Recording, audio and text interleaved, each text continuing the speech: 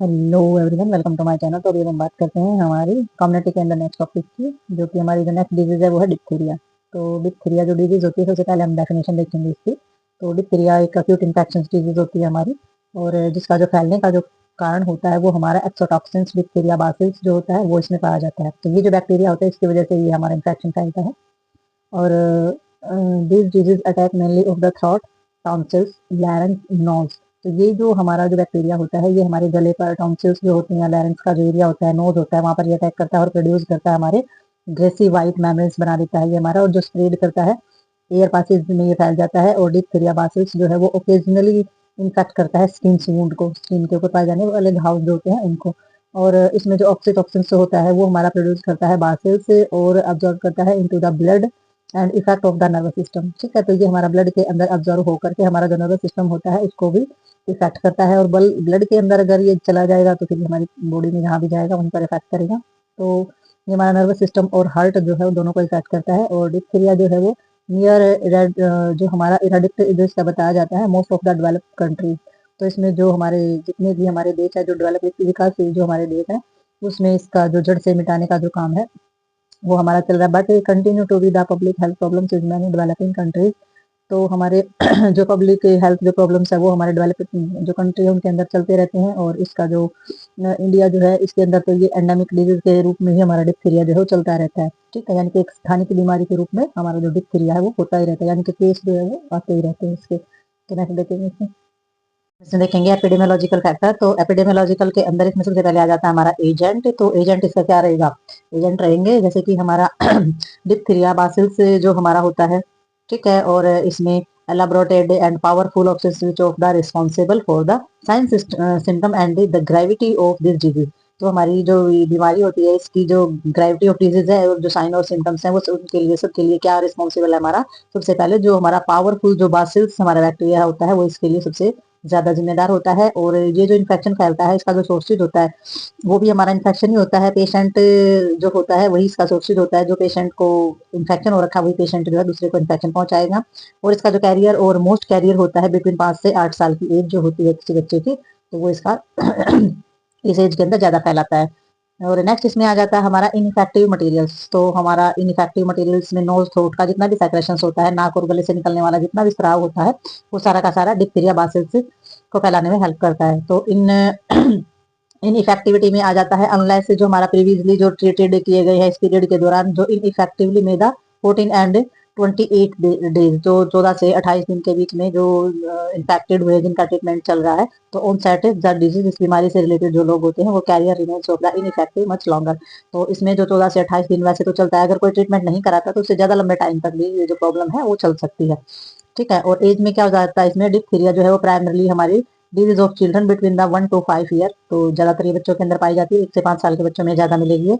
और जो चिल्ड्रन जिसमें न्यूबॉर्न इन्फेंट होते हैं वो immunity diphtheria during the first few days. तो जो न्यूबॉर्न बेबी होते हैं उनके अंदर जो है डिप्थीरिया से बचने के लिए जो इम्यूनिटी होती है वो मदर से ही मिलती है। तो इससे पहले जो कुछ महीने होते हैं उसमें जो बच्चे होते हैं वो प्रोटेक्ट होते हैं इस चीज से, क्योंकि उनको जो प्रतिरक्षा जो इम्यूनिटी वाले जो हमारे इंजेक्शन होते हैं, वैक्सीनेशन होता है वो कराया हुआ होता है और माँ के दूध की वजह से भी ये बच जाते हैं। तो ये हमारा इसके अंदर कंप्लीट रहेगा। इसमें हमारी इन्होंने बताई है the life due to the passive immunity received from the mother. तो इसमें जो पैसिव इम्यूनिटी होती है वो मदर से प्राप्त होती है। ठीक है, तो नेक्स्ट इसमें हमारा आ जाता है मोड ऑफ ट्रांसमिशन। तो ट्रांसमिशन जो होता है फैलता कैसे है, क्या इसके सोर्सेज होते हैं? तो इसमें बासिलस जो है वो स्प्रेड करता है। कैसे स्प्रेड करता है? पर्सन टू पर्सन, एक आदमी से दूसरे आदमी तक। ठीक है, दूसरा रीजन इसमें droplet infection through the coughing and seasoning. तो इसमें खांसी और छींकने के जरिए भी ये फैलता है। और indirectly through the formative of the contaminated articles. तो दूषित आर्टिकल्स हैं या फिर मक्खी मच्छर वगैरह है उनकी वजह से फैलता है, जैसे कि टॉय है, पेंसिल है या क्लोथ है, एक से दूसरे के संपर्क में आने पर ये बहुत जल्दी फैल जाता है। पेंसिल जैसे मुंह में डाल देते हैं फिर उसको रखते हैं, और टॉयज वगैरह है वो भी बच्चा मुंह में डाल देता है फिर उसको रखता है। तो इस तरीके से क्लॉथ भी एक दूसरे के यूज करने की वजह से ये जो है डिजीज स्प्रेड होती है। तो नेक्स्ट इसमें आ जाता है एक्टिवेशन पीरियड। तो 2 से 5 दिन का समय इसका जो है रहता है। तो नेक्स्ट देखेंगे इसमें हम इसमें देखेंगे क्लिनिकल फीचर। तो भाई क्लिनिकल फीचर के अंदर हमने देखनी सारी की सारी चीजें कि डिप्थीरिया जो है वो किस किस एरिया को अफेक्ट करता है। ये अफेक्ट करता है हमारा टॉन्सिल्स, फेरेंक्स और लैरिंक्स। ये तो आपको पता ही होगा क्योंकि एनाटॉमी में आपने पढ़े होंगे भी लैरिंक्स फेरेंक्स कहाँ होते हैं, टॉन्सिल्स का एरिया कौन सा होता है। Sign and symptom comparing of follow short throats. तो इसमें जो साइन और सिम्टम्स होते हैं वो दिखाई देते हैं हमारे जो थ्रोट होता है उसके अंदर शोर वगैरह होना, यानी कि छाले होना या उसमें दाने होना। तो डिफिकल्टी किस चीज़ में आ जाती है, जब हम कुछ भी निगल देते हैं उसके अंदर हमारी डिफिकल्टी आनी स्टार्ट हो जाती है और फॉर्मेशन हो जाती है ग्रेसी येलो, यानी कि ग्रे और येलो जो है वो मेम्ब्रेन्स हो जाती है हमारी टॉन्सिल्स और थ्रोट की। ठीक है, तो वहाँ पर नीलापन दिखाई देना स्टार्ट हो जाता है, फीवर हो जाता है, toxaemia make the child of the miserables. ठीक है, तो इसमें हमारा फीवर वगैरह तो संभव ही होता है, ये जो चीजें होती है तो इसमें बड़ों को भी फीवर हो जाता है इसके अंदर। तो ये जो केस होता है may be the mark of the oedema of the neck of laryngeals diphtheria cause of the obstructive croup. तो इसमें इसके अंदर जो भी चीजें हैं हमारी, जो सूजन वगैरह वो हमारी हो जाती है, जो लैरेंगल्स डिप्थीरिया होता है उसका जो कारण होता है वो ऑब्स्ट्रक्टिव होता है, यानी कि रुकावट पैदा होना होता है इसका कारण। और इसके अंदर फिर क्या हो जाता है इवेंचुअली, जो हमारा स्पेक्सिया जो होती है वो प्रॉब्लम हो जाती है, क्योंकि जब सांस लेते हैं तो उसके अंदर गरगराहट जो होती है वो होनी स्टार्ट हो जाती है हमारी। तो ये हमारे क्लिनिकल फीचर्स के अंदर ये सारी की सारी जो चीजें होती हैं डिप्थीरिया के अंदर ये हमारी दिखाई देंगी। और ट्रीटमेंटल चीजों के अंदर इन्होंने बताया स्पेसिफिक जो ट्रीटमेंट होता है हमारा डिप्थीरिया का, इसमें हमारे एक्सीटोसिन जो होता है वो दिया जाता है इमीडिएटली। और डोज क्या होता है 20,000 से 1 लाख जो है, उसके अकॉर्डिंग जो है इसमें जो यूनिट के अकॉर्डिंग इसमें दिया जाता है सीवीटी केस के अंदर। ठीक है, तो इसमें 20,000 से 1 लाख यूनिट तक जो चीजें होती हैं वो दी जाती है, यानी कि ये मेजरमेंट है इसका। और वही एंटीबायोटिक दिए जाते हैं जैसे कि पेनिसिलिन हो जाते हैं, एरिथ्रोमाइसिन हो जाती है, वो दी जाती है, ये हेल्प करती है एलिमिनेट ऑफ द इन्फेक्शंस और preventing production of the further toxins. तो ये क्या किस चीज में हेल्प करेंगे, एंटीबायोटिक हमारे जितने भी होते हैं वो सारा का सारा एलिमिनेट करेंगे, यानी कि इन्फेक्शन को खत्म करेंगे और रोकथाम करेंगे इन्फेक्शन के बनने में। और जो हमारे टॉक्सिन्स यानी कि जो विषैली चीजें होती हैं उनकी उनका जो प्रोडक्शन होती है उसमें रोकथाम लगाएंगे। ठीक है, तो बेड रेस्ट जो है बहुत ज़्यादा जरूरी होता है, प्रिवेंट द हार्ट फेलियर, और हार्ट को फेल होने से बचाने के लिए बेड रेस्ट बहुत ज़्यादा जरूरी होता है, तो पेशेंट को रेस्ट करने के लिए बोले। और इसमें ट्रैकोटॉमीज में भी needed if there the respiratory obstructions, और जो हमारा रेस्पिरेटरी ट्रैक होता है अगर उसमें किसी प्रकार की रुकावट आ जाती है तो इसमें जरूरत पड़ती है ट्रैकोटॉमी, जो हमारी ऑपरेशन होता है। ठीक है, तो जो छोटा सा ऑपरेशन होता है हमारा ट्रैकिया का, तो उसकी जरूरत तभी पड़ती है जब रेस्पिरेटरी ट्रैक के अंदर बहुत ज्यादा रुकावट हो जाती है, तो उस ऑब्स्ट्रक्शन को ओपन करने के लिए तब इस चीज की जरूरत हमें पड़ती है। ये होता है डिप्थीरिया के अंदर ट्रीटमेंट। तो नेक्स्ट देखते हैं इसके अंदर हम, नेक्स्ट आ जाता है हमारा सिक टेस्ट। तो इसमें सिक टेस्ट हमारा कैसे होता है, इसमें जो टेस्ट होता है वो हमारा जो इंट्राडर्मल जो स्किन होती है उसके अंदर ये टेस्ट होता है। By this test we can find out those who are immuno diphtheria.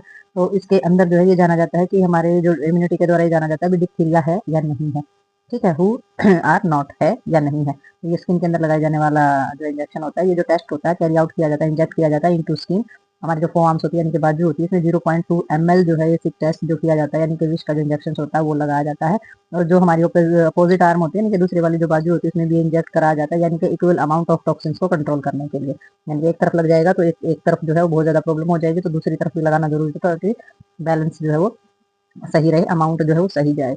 ठीक है, तो इसमें हमारा हो जाता है जो हीट वगैरह होती है या जिसका जो रिजल्ट होता है वो हम 4th डेज में इसका पता चलता है। If there of the reaction of kind, तो कुछ रिएक्शन भी आ जाते हैं तो पर्सन जो है वो कंसिडरेट करता है इम्यूनिटी ऑफ डिप्थीरिया। तो इस टेस्ट के द्वारा ही ये कंसिडर कर पाते हैं कि ये जो पर्सन है ये डिप्थीरिया से ग्रसित है या नहीं है।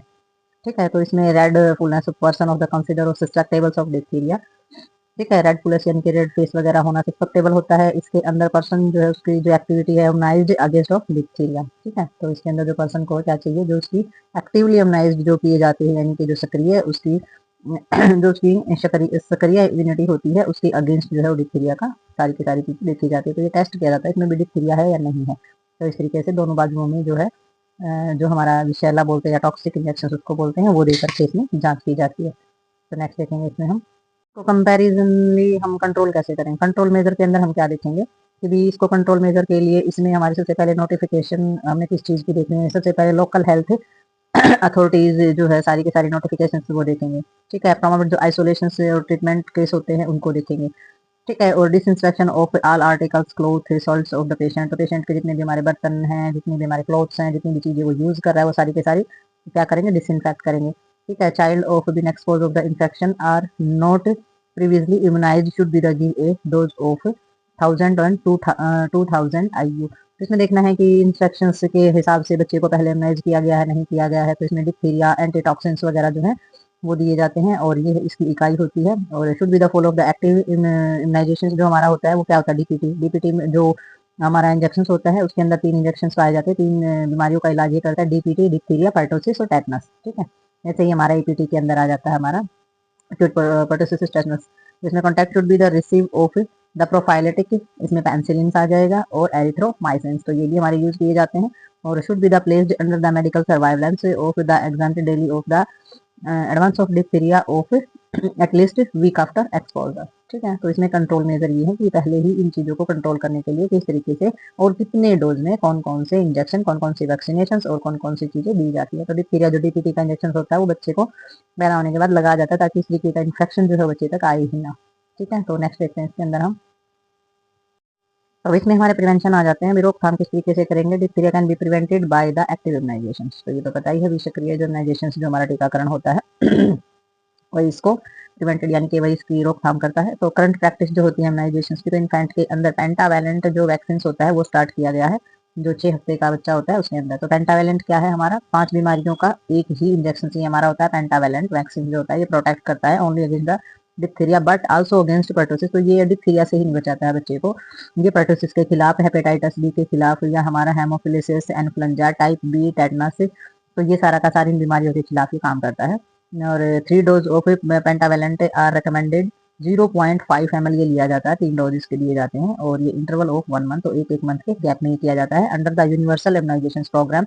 और जो हमारे यूनिवर्सल इम्यूनाइजेशन प्रोग्राम होते हैं यानी कि टीकाकरण के जो डे रखे जाते हैं हमारे गवर्नमेंट के द्वारा, तो उस प्रोग्राम्स के अंदर ये चीज़ें शामिल की जाती हैं। Pentavalent vaccine is given alone with the oral polio and BCG when the child is 6 weeks old age.